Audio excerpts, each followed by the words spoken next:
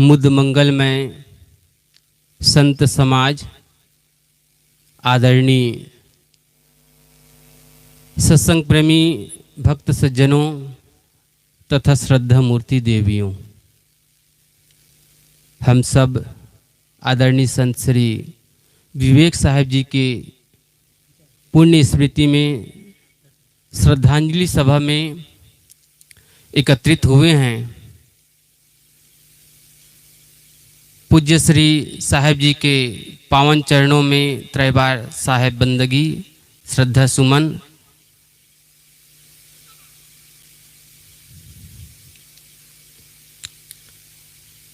हमारा जीवन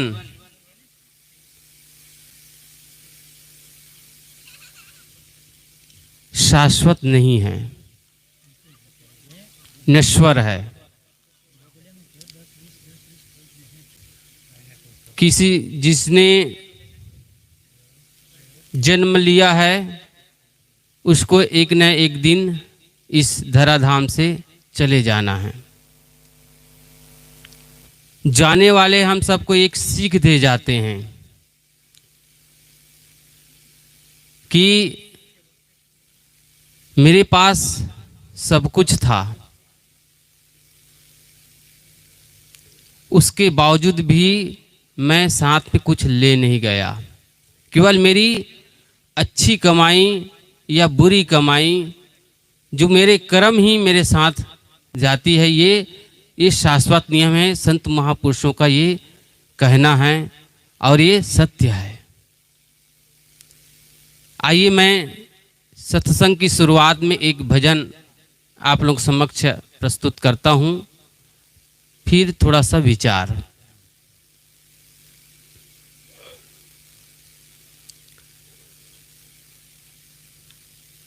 आए हैं ते जाएंगे राजा रंग के फकीर,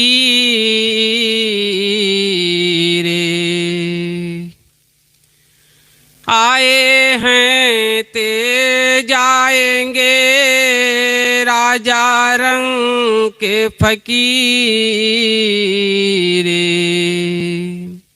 एक सिंहासन चढ़ी चले,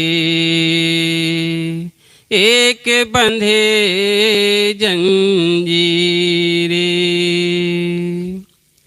या दुनिया दो रोज की, मत कर आसो है ते। गुरु चरणन चित लाइए, जो पूर्ण सुख देते। जिंदगी ये किराए का घर है, एक न एक दिन बदलना पड़ेगा। जिंदगी ये किराए का घर है, एक न एक दिन बदलना पड़ेगा। मौत जब तुमको आवाज देगी, घर से बाहर निकलना पड़ेगा। मौत जब तुमको आवाज देगी, घर से बाहर निकलना पड़ेगा। शाम के बाद होता सवेरा, फिर कहीं दिन निकलता सुनहरा। शाम के बाद होता सवेरा, फिर कहीं दिन निकलता सुनहरा। पाँव फूलों पे रखने के पहले तुमको कांटों पे चलना पड़ेगा। जिंदगी ये किराए का घर है, एक न एक दिन बदलना पड़ेगा। मौत जब तुमको आवाज देगी, घर से बाहर निकलना पड़ेगा। ये जवानी है 2 दिन का सपना, ढूंढ ले कोई सद्गुरु अपना। ये जवानी है 2 दिन का सपना, ढूंढ ले कोई सद्गुरु अपना। ये जवानी अगर ढल गई तो हाथ मल मल के रोना पड़ेगा। जिंदगी ये किराए का घर है, एक न एक दिन बदलना पड़ेगा।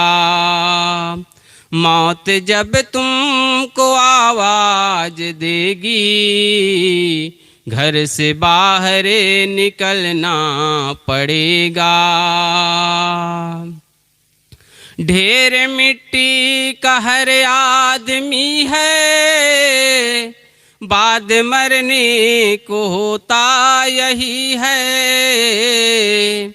ढेर मिट्टी का हर आदमी है, बाद मरने को होता यही है। या तो तुरवत बनेगी जमी पे, या चिताओं में जलना पड़ेगा। या तो तुरवत बनेगी जमी पे, या चिताओं में जलना पड़ेगा। जिंदगी ये किराए का घर है, एक न एक दिन बदलना पड़ेगा। मौत जब तुमको आवाज देगी, घर से बाहर निकलना पड़ेगा। ये तकव्वरे ये जोशे जवानी, चंद लम्हों की है ये कहानी। ये तकव्वरे ये जोशे जवानी, चंद लम्हों की है ये कहानी। ऐ जिया शाम तक देख लेना, चढ़ते सूरज को ढलना पड़ेगा। ऐ जिया शाम तक देख लेना, चढ़ते सूरज को ढलना पड़ेगा। जिंदगी ये किराए का घर है, एक न एक दिन बदलना पड़ेगा। मौत जब तुमको आवाज देगी, घर से बाहर निकलना पड़ेगा। घर से बाहर निकलना पड़ेगा। घर से बाहर निकलना पड़ेगा। बोलिए सद्गुरु देव की जय।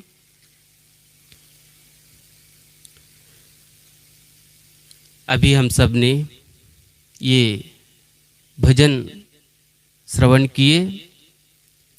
जिंदगी ये किराए का घर है, एक न एक दिन बदलना पड़ेगा।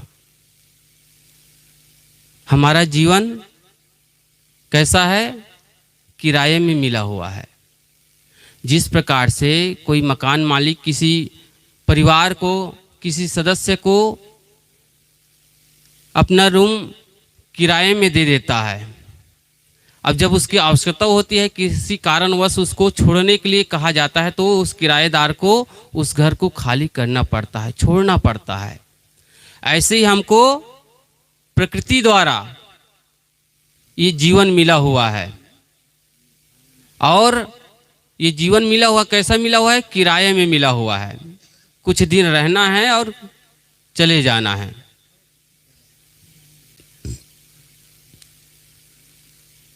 अगर शाश्वत रहना पड़े ये संभव नहीं है, छोड़ना ही पड़ेगा, निकलना ही पड़ेगा इस घर से।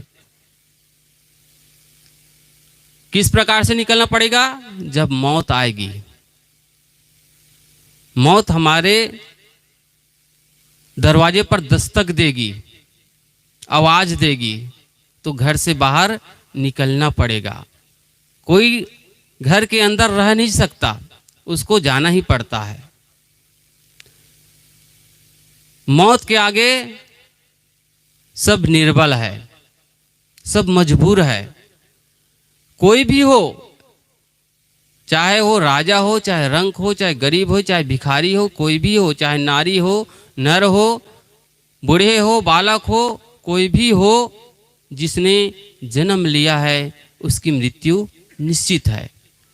तो जन्म और जन्म है, जीवन है, उस जीवन को हमको कैसे जीना है, ये खास बात है। जन्म लेना और एक दिन मृत्यु को प्राप्त करना, ये तो प्रकृति का नियम है, इसको कोई बदल नहीं सकता। लेकिन अगर हम बदलाव करना चाहें तो हमें जो जीवन मिला है उसका हम सही सदुपयोग करके हम अपने जीवन को बदल सकते हैं, अमरता की ओर जा सकते हैं। हम ऐसा जिए कि हम अमर हो जाएं, अमृत पद को पा जाएं। अब ये कैसे मिलेगा? ज्ञान से मिलेगा, सत्संग से मिलेगा, संतों के ज्ञान से मिलेगा। इसका हमको सहारा लेना ही पड़ेगा। जिस प्रकार से हम भौतिक उन्नति के लिए अपने अनुभवी लोगों से सहायता लेते हैं, सहयोग लेते हैं, चाहे परिवार के लोग हो, चाहे समाज के लोग हो, उसके सहयोग से ही हम भौतिक उन्नति कर सकते हैं। ऐसे ही हमारा जो आध्यात्मिक जीवन है, धर्म का जो जीवन है, उसके लिए क्या संबल है? संत महापुरुषों का सानिध्य, उनका ज्ञान, शास्त्रों के ज्ञान, उसके बल पर ही, उसके संबल से ही हम इस भवसागर से पार हो सकते हैं। हम सचमुच में मृत्यु को प्राप्त न हो, इसके लिए भी उपाय है। शरीर तो नश्वर है, शरीर तो एक न एक दिन नष्ट होगा ही, समाप्त होगा ही, लेकिन समाप्त होने के पूर्व ही हम ऐसा काम करें जो अमरता को प्राप्त हो जाए। देखिए, आज जितने भी हम भगवान कहते हैं, ईश्वर कहते हैं, महापुरुष कहते हैं, संत कहते हैं, शरीर से तो नहीं है लेकिन अमर हो गए। हम उसको याद करते हैं, श्रद्धा से नमन करते हैं, उनके ज्ञान की चर्चा करते हैं और उसके ज्ञान को आधार लेकर के हम भी सुख और शांति का अनुभव करते हैं। ऐसा हम काम कर सकते हैं, हमें वो शक्ति है। प्रकृति द्वारा मनुष्य को ये महान शक्ति मिली हुई है। वो शक्ति क्या है? विवेक करने की शक्ति और विचार करने की शक्ति, ये दो महाशक्ति मिली हुई है। मन भी है, मन से हम मन की शक्ति मिली हुई है। अन्य महात्मेतर खानियों में भी ये मन तो है लेकिन उतना विकसित नहीं है। मनुष्य में ये महाशक्ति मिली हुई है, मन से मनन करके वह अपने आध्यात्मिक जीवन को और ऊंचा उठा सकता है, भगवान बन सकता है। मनुष्य भगवान बन सकता है, अपने सारे बंधनों को त्याग करके, मनोविकार को त्याग करके वो भगवान बन सकता है, ईश्वर बन सकता है, बड़े महापुरुष बन सकता है, अपने आप को अमर बना सकता है, बशर्ते उसका वो सही रूप से उपयोग करना जाने। ज्ञान तो सब सुनते हैं, ज्ञान की बातें सब सुनते हैं, अनाड़ी से अनाड़ी आदमी भी ज्ञान की बातें सुनते हैं, जानते हैं, लेकिन उस पर चलते नहीं हैं। सुनना अलग बात है, ज्ञान की बातें को जानना अलग बात है, लेकिन चलना अलग बात है। खास बात है जो जानते हैं, जो सुनते हैं, उसके अनुसार चलने की बात है। कोई आदमी हो अच्छे से अच्छे व्यंजन बनाना जानता हो, लेकिन बनाता नहीं है तो उसका स्वाद कैसे जानेगा। वैसे ही हम लोग ज्ञान की बातें बहुत जानते हैं। ऐसा नहीं कि ज्ञान किसी के पास कम है, सबके पास ज्ञान है। इसी धर्म सभा में, इसी मंच पर किसी आदमी को हम बुला करके कहें कि भाई कुछ बोलिए, तो वो भी अपनी मति के अनुसार, अपनी बुद्धि के अनुसार अच्छी अच्छी बातों को वो लोगों को बताएगा। ये भी जरूरी है। कहने सुनने से ही हमें ये जानकारी होती है, हमें ये बोध होता है कि मैं जो कह रहा हूँ, मैं दूसरे को बता रहा हूँ, क्या मेरा जीवन वैसा है कि नहीं। हमको ये निरीक्षण करने का एक अवसर मिलता है, ये भी जरूरी है। लेकिन इससे ज़्यादा जरूरी है जो हम सुनते हैं, जो जानते हैं, उसको करने की आवश्यकता है। प्रैक्टिकल हम क्या जानते हैं, सिद्धांत की बातें जानते हैं, लेकिन प्रैक्टिकल करते नहीं हैं, प्रयोग करते नहीं हैं, और यहीं हम फेल हो जाते हैं। सदगुरु संत यही हम सबको बता रहे हैं। हमारा जो जीवन क्या है, जिंदगी है, वो किराए से मिला हुआ है, और एक न एक दिन हमको बदलना पड़ेगा। इस घर से छोड़ करके दूसरे घर को जाना पड़ेगा। अगर हम काम नहीं किए, धर्म का काम नहीं किए, अपने कर्मों को, बंधनों को तोड़ने का काम नहीं किए, तो फिर अन्य खानियों में हमको जाकर के दुख भोगना पड़ेगा।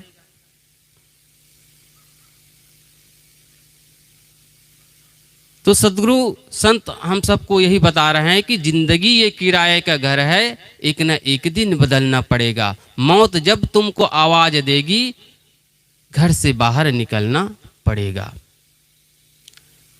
शाम के बाद होता सवेरा,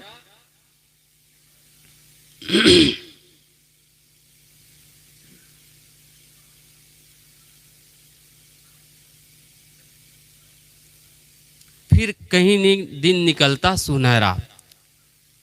जैसे शाम होती है, सुबह होती है, दिन और रात ये घटनाक्रम चलती है, प्रकृति का ये नियम है। ऐसे ही हमने जन्म लिया है, बचपन, जवानी, फिर प्रौढ़ावस्था, फिर एक दिन बुढ़ापा, फिर अंत में शरीर त्याग हो जाता है। ये प्रकृति का नियम है। इसी जीवन में रहते हुए अगर हम सच्चा सुख हमको मिल गया, सच्चा ज्ञान मिल गया, तो हम शरीर से नहीं रहेंगे, लेकिन हम अमर हो जाएंगे। महापुरुष यही कहते हैं कि जब तक जीवन में हमें दुख मिलता है, विपरीत परिस्थिति आती है, तो हम सब घबरा जाते हैं और इसका क्या सहारा लेते हैं। हम मंदिर में जाते हैं, गुरुद्वारे में जाते हैं, मस्जिद में जाते हैं, मत्था टेकते हैं दुखों को मिटाने के लिए। सुख सब पाना चाहते हैं, लेकिन दुख का जो काम है उससे हम छुड़ा नहीं पाते हैं। जिससे दुख हमको मिल रहा है, जानकारी होते हुए भी, समझदारी होते हुए भी उस दुख से हम छुटकारा नहीं पा सकते। आप देखिए, मोह करना, राग करना, द्वेष करना, ये गलत है। लेकिन हम इस संसार में रहकर, घर परिवार में रहकर, समाज में रहकर यही तो काम कर रहे हैं। मोह का करने का काम, किसी से द्वेष करने का काम, किसी से राग करने का काम, और यही अंत में हमको पीड़ा होती है। महापुरुष यही हम सबको ज्ञान देते हैं कि मोह मत करो, किसी से द्वेष मत करो, किसी से राग मत करो। यही बंधन का कारण है, यही दुख का कारण है। यदि हम मोह करेंगे, राग करेंगे, द्वेष करेंगे, तो हमें बंधन मिलेगा और इसके मूल में हमको दुख, पीड़ा सहनी पड़ेगी। सदगुरु संत यही बता रहे हैं कि ये जवानी है 2 दिन का सपना, ढूंढ ले कोई सदगुरु अपना। ये जवानी 2 दिन का है, फिर धीरे धीरे समय खिसकता चला जाता है और जवानी चली जाती है।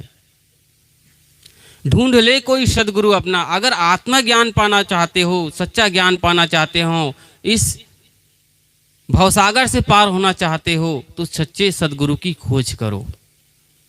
सच्चे सदगुरु ही तुम्हें वो मुक्ति का मार्ग बताएगा, दुख मुक्ति का मार्ग बताएंगे। अगर सच्चे सद्गुरु हमको मिल गए और उसके ज्ञान के आधार लेकर के हम चलेंगे तो सचमुच में हमें जो दुख मिल रहा है वो समाप्त हो जाएगा। ये जवानी अगर ढल गई तो हाथ मल मल के रोना पड़ेगा। अगर जवानी ढल गई, जवानी चली गई, बुढ़ापा आ गया, तो बुढ़ापे अवस्था में क्या कहते हैं, आजकल सब मान्यता है कि अरे धर्म कर्म के काम तो बुढ़ापे में किया जा सकता है।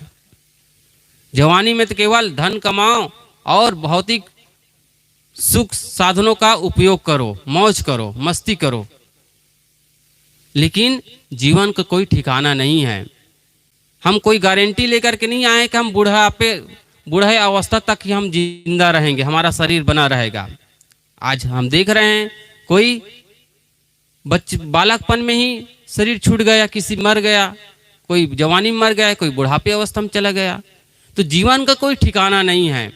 जब से हमें ज्ञान हो, जब से हमें होश आए, तभी से हमें भजन भक्ति में, सेवा में लगनी चाहिए, भक्ति के मार्ग में चलना चाहिए। अगर ये जवानी ढल गई तो हाथ मल मल के रोना पड़ेगा।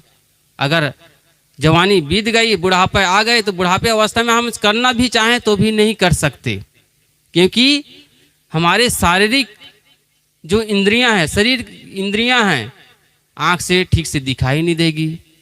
और जब दिखाई ठीक से नहीं देगी तो हम धर्मशास्त्र का अध्ययन कैसे करेंगे?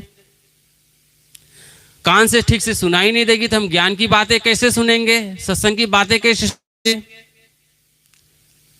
और हाथ पैर से हम ठीक से काम नहीं करके हम किसी के दूसरे की सेवा कैसे कर पाएंगे? हम अपनी सेवा ही नहीं कर पाएंगे तो दूसरे की सेवा करने की दूर की बात है। और दान धर्म की बात हो तो दान धर्म कर की बात, उसके धन चाहिए, तो धन हमारे हाथ में रहेगा नहीं, धन तो बहू बेटे के हाथ में रहेगा, उसकी जिम्मेदारी रहेगी। हम किसी की सेवा करना चाहें, संतों की सेवा करना चाहें या किसी और दूसरी जगह हम सेवा करना चाहें तो धन की आवश्यकता होती है। तो धन हमारे पास तो है नहीं, हम मजबूर हैं, चाहते हुए भी हम कुछ नहीं कर सकते। इसलिए कहते हैं ये जवानी अगर ढल गई तो हाथ मल मल के रोना पड़ेगा। आगे कहते हैं कि ढेर मिट्टी का